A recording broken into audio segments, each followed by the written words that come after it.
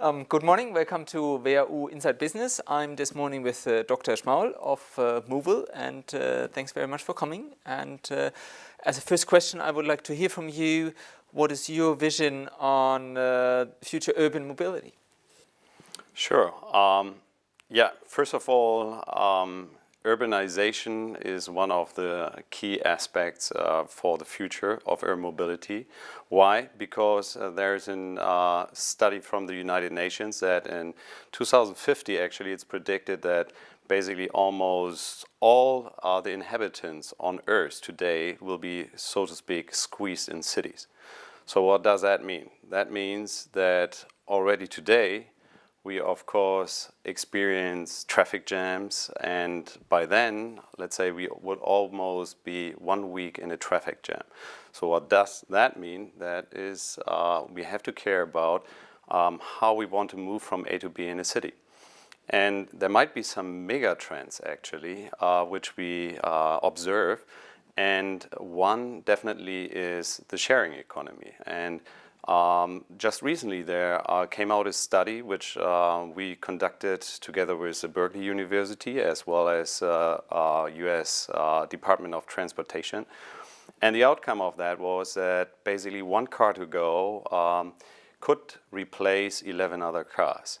And that definitely could be one solution of, let's say, getting into another perspective how to move from A to B. Okay, so there might be a strong connection between the sharing economy or shared mobility and sustainability?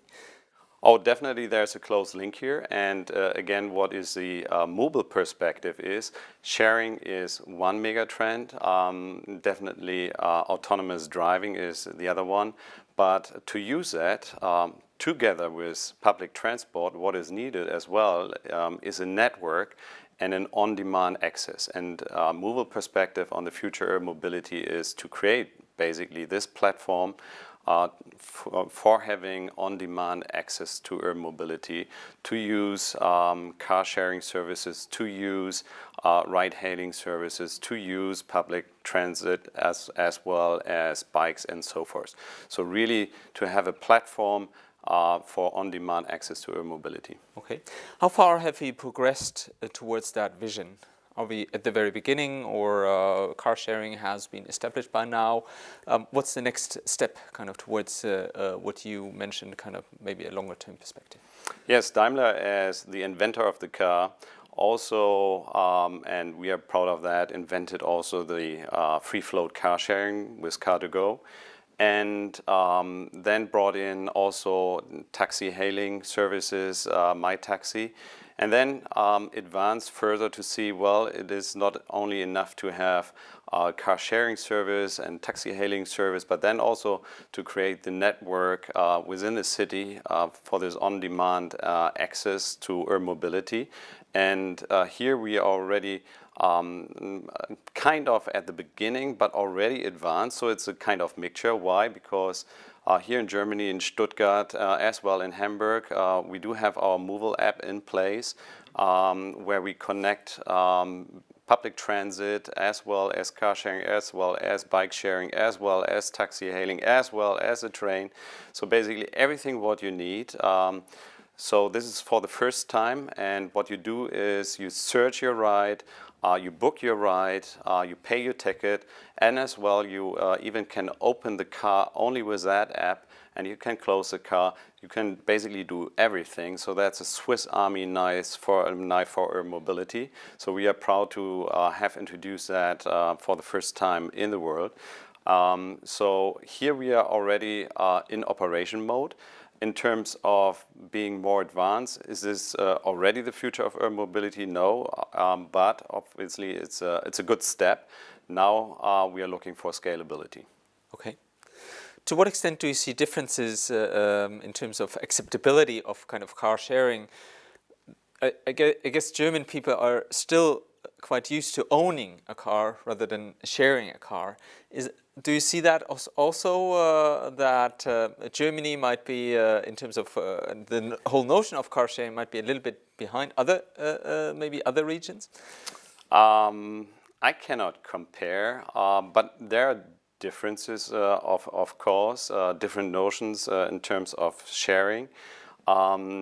I think, and this is what we see over the last 8 years, basically, the number of car sharers is basically 10 times as high. Right now in Germany was lately reported 1.8 million car sharers in Germany using those services, and still growing. So there's a very good acceptance.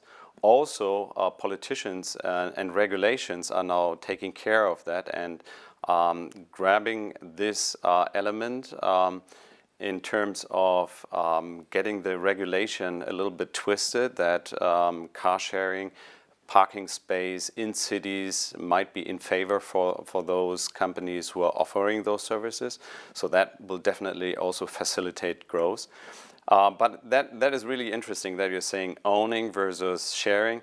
Personally, I must admit, I do love owning things, and I think we all do, especially cars.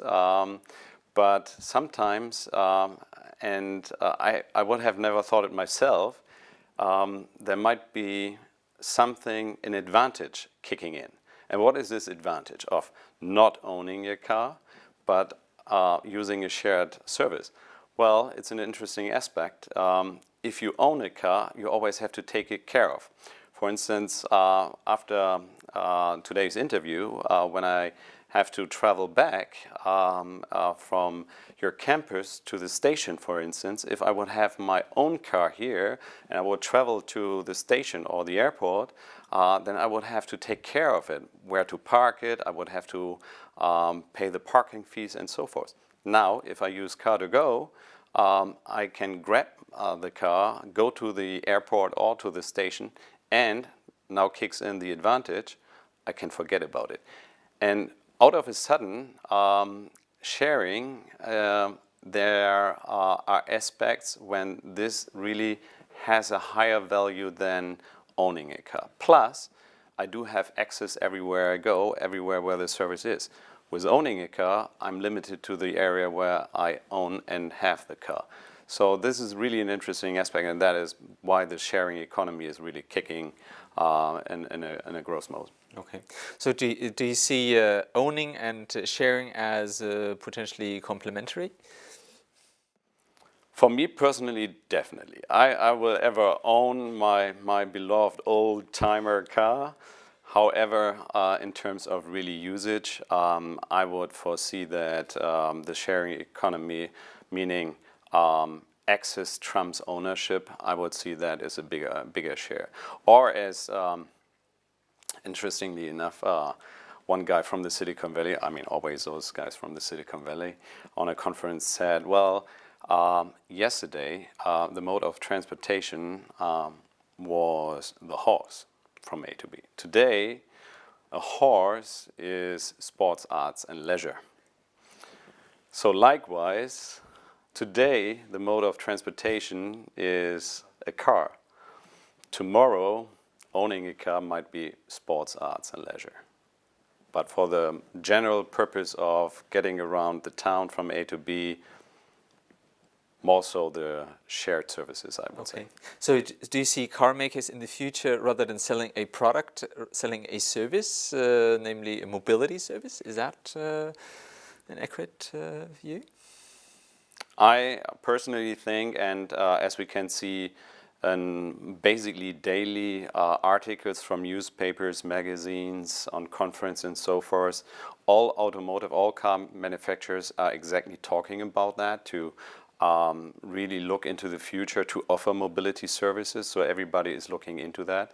Owning a car will never vanish. I'm really certain about that.